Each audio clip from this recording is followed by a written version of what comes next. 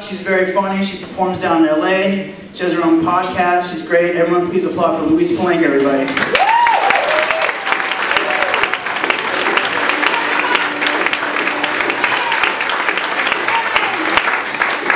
Santa Barbara! Cute people! Look at you!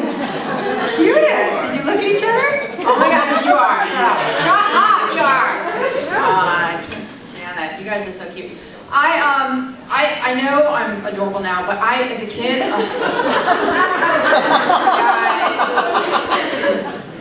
I was such an idiot. I was a tomboy. Do we have any tomboys? Where are my tomboys at? Any tomboys? Yeah. You don't have to clap. Just come on up here and tackle me. Come on. Let's do this. Put some shoulder into it. Throw down. Sweet. On school picture day in the 6th grade, they took all of our pictures. Remember that day? Oh my god, remember picking out your outfit? Oh, it's like ridiculous. I tried, I really did. But then when they passed out all the pictures, they couldn't find my picture, you guys. My picture was lost. You know where it turned up? So sad, you're gonna cry for me. Oh god. My picture turned up in the boys' pile. My picture. I know. Are we so sad for me? We are. In unison, we are sad for me. That means that someone on the faculty looked at my little 12-year-old face and said, "Ah, young Louis spells his name with an E at the end.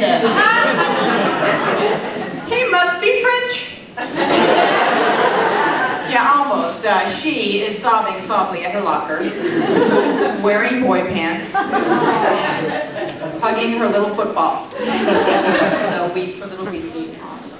So my mother didn't know what to do with me because I played the drums and I liked sports and everything. So she was a cool mom, so she just tried to fix me up with cute girls. She's like, "Why don't you go with Sharon? She's cute, she's in medical school, go with Sharon." I was like, "Mom, let me explain this to you yet again. Okay, I prefer someone with male parts." She said, "Oh, you want male parts? I see, male parts. You know what, sweetie? When you meet the right gal, the two of you will shop for them."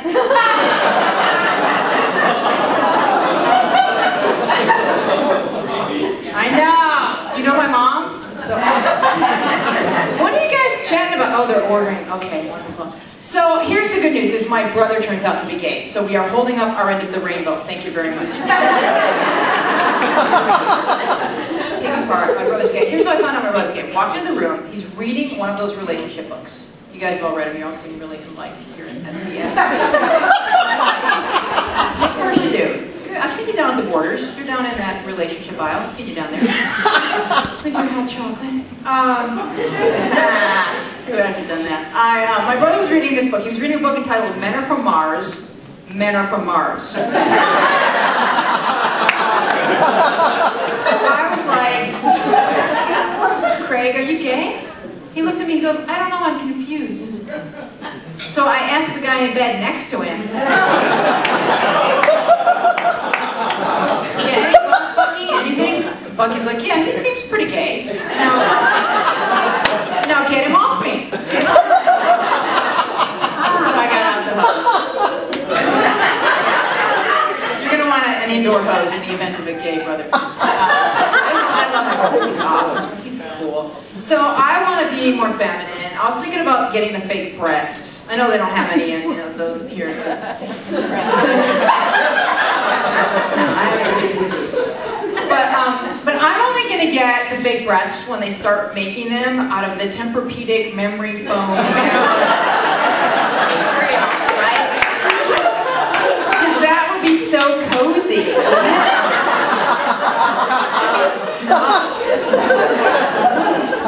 And it'd be awesome too, because then the guy jumping on my left breast would not disturb the rest.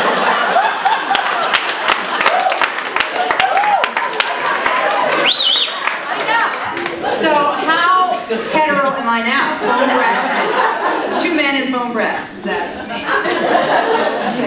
Check me out on MySpace. I'll top 8 you. Top 8 it. That sounds like a really, really intense sexual evening. Let's top 8. Wow. Okay. I'm digressing. So what else did I teach stand-up comedy to children at a Boys and Girls Club because I am a giver, and I believe it is never too early to start a child on the self-absorbed path to shallowly seeking the approval of strangers.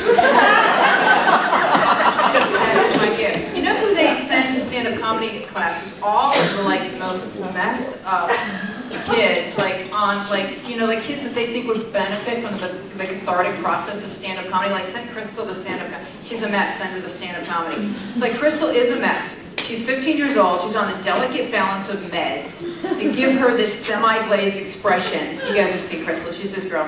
I'm like, Crystal, sweetie, talk about your pain, we'll write a joke about your pain, that won't be so pain. You don't even know my pain, so don't even say! Sweetie, wakey, tell me and then I'll know. If you tell me, I'll know. You don't even know, so don't even say!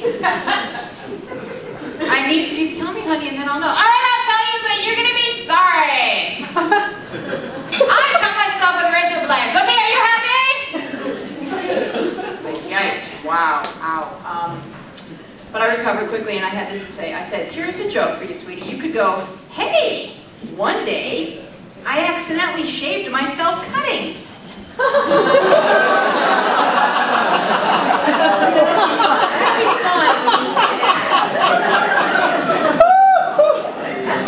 So she's still crying.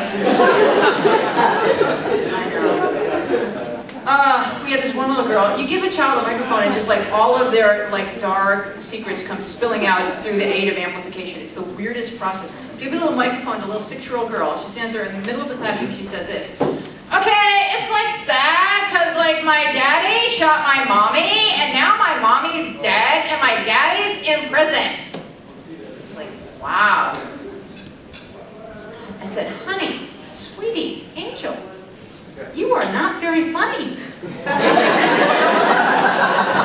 had to say that to her. I told her it was pretty funny.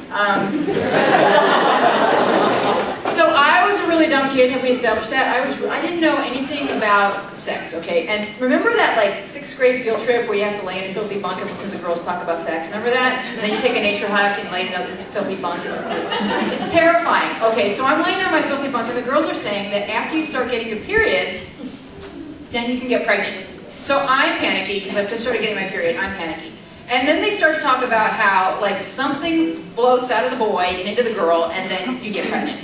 And I'm freaking out because the next day we had swimming and we're swimming and this boy slams between my legs. So I'm like, well, we're in liquid and something's floating out of him and into me and I must be pregnant. And I know that's how dumb I was. I was not a bright child. And so unbright children do a lot of panicky worrying. And so I was panicky, I was worrying, and it was like so stupid because obviously that's not going to get me pregnant.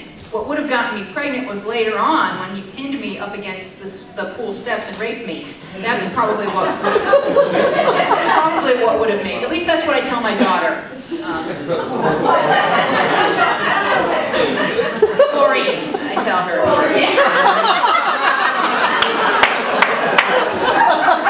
That's a long way to go to be able to name your daughter Chlorine. It's kind of worth the trip, isn't it? Get to a little rape and you get to name a kid Chlorine. It's worth it. We're all happy we made the trip. Is everyone happy? Yeah! Does everyone have enough to eat and drink? Are you being taken care of? Yeah. All right. So I can speak to people. I might speak to people on your behalf. Ladies and gentlemen, give it up for your host and MC, Jordy Fox!